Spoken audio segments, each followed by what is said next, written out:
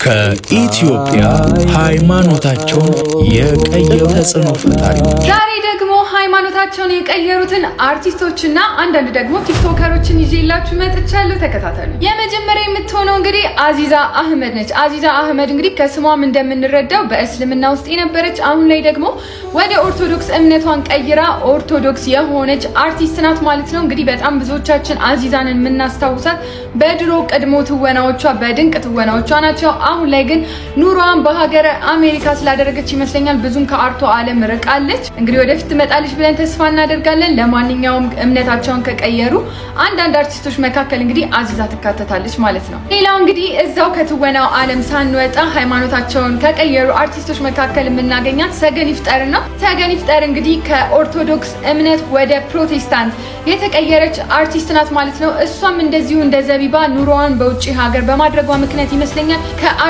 ዓለም ርቃለች። ቢሆንም ግን በድሮ ጊዜ የተወነቻቸው የተለያዩ ሙቪዎች በጣም በህዝብ ዘንድ ተወዳጅነትን ያገኙ ፊልሞች ነበሩ ማለት ነው። እንግዲህ ተዋናይ ጋሽ ሰለሞን ናቸው። ጋሽ ሰለሞንን በጣም ብዙዎቻችን እናውቃቸዋለን። እንግዲህ እርግጠኛ የሆነ ወሬ ባይሆንም ከፕሮቴስታንት ወደ ኦርቶዶክስ የቀየሩ አርቲስት ናቸው ተብሎ ብዙ ጊዜ ይወራል። ጋሽ ሰለሞንን እንግዲህ በድንቅ ትወናቸው እናውቃቸውና የምናደንቃቸው አርቲስት ናቸው ማለት ነው።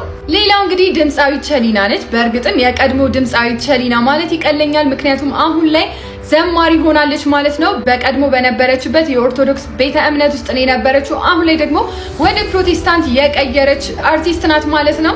እንግዲህ ድምፃዊት ቸሊና በጣም በብዙዎች ዘንድ የተወደዱ ሙዚቃዎችን ለህዝብ ያደረሰች ሲሆን ብዙም በሙዚቃው ዓለም ሳትቆይ ግን እምነቷን ወደ ፕሮቴስታንት እምነት ቀይራ አሁን ላይ ዘማሪ ነች ማለት ነው። እንግዲህ ተዋናይ ሸዋፈራው ደሳለኝ ነው ማለት ነው። እንግዲህ ሸዋፈራው ደሳለኝ ከኦርቶዶክስ ቤተ እምነት ወደ ፕሮቴስታንት የተቀላቀለ ተዋናይ ሲሆን እንግዲህ በጣም በብዙዎች ዘንድ የተወደዱ ትወናዎችን ነበረ የሚያደርሰው። በጣም በሚያስቅ በወንዶች ጉዳይ ነው እንግዲህ በጣም ብዙዎቻችን የምናስታውሰው። በጣም በቆንጆ ቆንጆ ስራዎቹ እናውቀዋለን። አሁንም ደግሞ እንደዛው እየሰራ ይገኛል ማለት ነው። ሌላው እንግዲህ ዮኒ ማኛ ነው። ዮኒ ማኛን እንግዲህ እዚሁ በቲክቶክ እና የተለያዩ ሶሻል ሚዲያዎች ላይ የምናውቀው ሰው ነው ማለት ነው። በጣም እሱ ብዙ ጊዜ ሃይማኖቱን በመቀያየር ልምድን ያካበተ ይመስለኛል። ሶሻል ሚዲያ ላይ ካየነው እንኳን ስንነሳ ከኦርቶዶክስ ወደ ሙስሊም ቀይሮ ነበረ።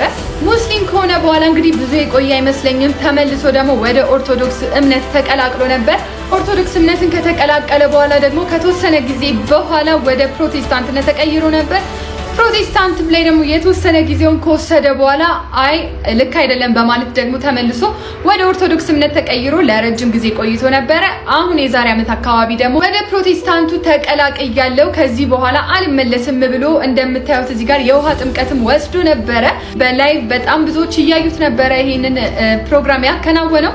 ከዛም በኋላ እንግዲህ ከ8 ወር በፕሮቴስታንት መሪ የምትሆነው እንግዲህ ሚስ ሹገር መቅዲ ናት። በጣም ብዙዎቻችን እዚሁ ቲክቶክ ላይ የምናውቃት ቲክቶከር ነች። ያ መቅዲ ሃይማኖቷን ከክርስትና ወይንም ከኦርቶዶክስ ወደ እስልምና የቀየረች ቲክቶከር ነች ማለት ነው። ይሄንን በጣም ብዙ ጊዜ ወጣ ስትናገረው እናውቃለን። ታዲያ መቅዲ ሃይማኖታቸውን ከቀየሩ ቲክቶከሮች መካከል አንዱ ያደርጋታል። መቅዲ እንግዲህ እዚሁ ቲክቶክ ላይ በሚወደድ ኮንተንት በምግብ ኮንተንት እና ላይፍ ስታይሏን ሼር በማድረግ የምናውቃት የምንወዳት ቲክቶከር ናት ማለት ነው። ቀጣይ ደግሞ እንግዲህ በቲክቶክ የምናውቃት ዮርዳኖስ ሽመልስ ወይንም ደግሞ ናንሲ ነች ማለት ነው። እንግዲህ ናንሲን በጣም ብዙዎቻችን የምናውቃት ናንሲና ካሪዝማ በሚለው ኮንተንቷ ነበረ።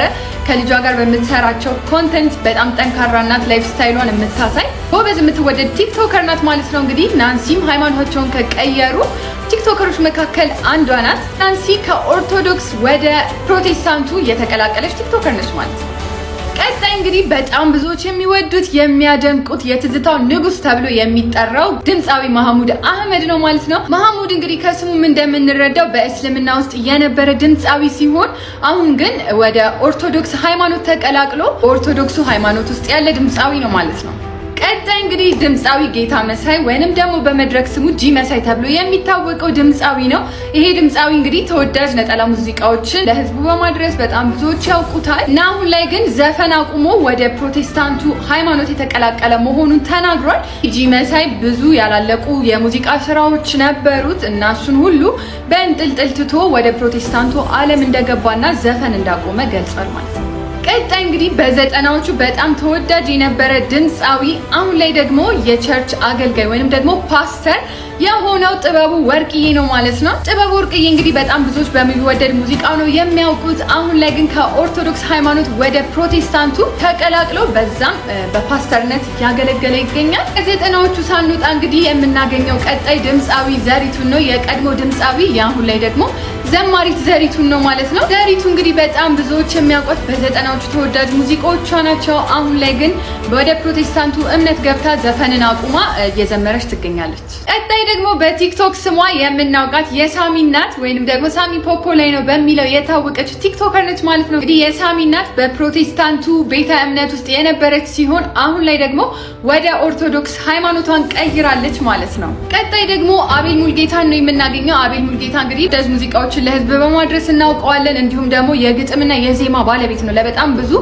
ድምፃውያን ግጥምና ዜማን በመስጠት እናውቀዋለን። በጣም በቅርብ ግን የተሰማው ዜና አቤል ሙልጌታ ዘፈንን አቁሞ ወደ ፕሮቴስታንቱ ተቀላቅሏል እና ደግሞ እንደዚሁ በጣም በቅርቡ 2 ዝማሬዎችን ዩቲዩብ ቻናሉ ላይ ለቋል ማለት ነው። ቀጣይ እንግዲህ እንዳልክን የተዋወቅነው በጄቲቪ ፕሮግራም ላይ በሚያቀርበው ነበረ ማለት ነው። አሁን ላይ ደግሞ ቲክቶክ ላይ ኮንተንትን እየሰራ እናውቀዋለን ማለት ነው። ታዲያ እንዳልክ የኦርቶዶክስ ቤተክርስቲያን አገልጋይ ወይንም ደግሞ ዲያቆን ነበረ። አሁን ላይ ደግሞ ሃይማኖቱን ከኦርቶዶክስ ወደ ጴንጤ ወይንም ደግሞ ፕሮቴስታንት የቀየረ ሰው ነው ማለት ነው።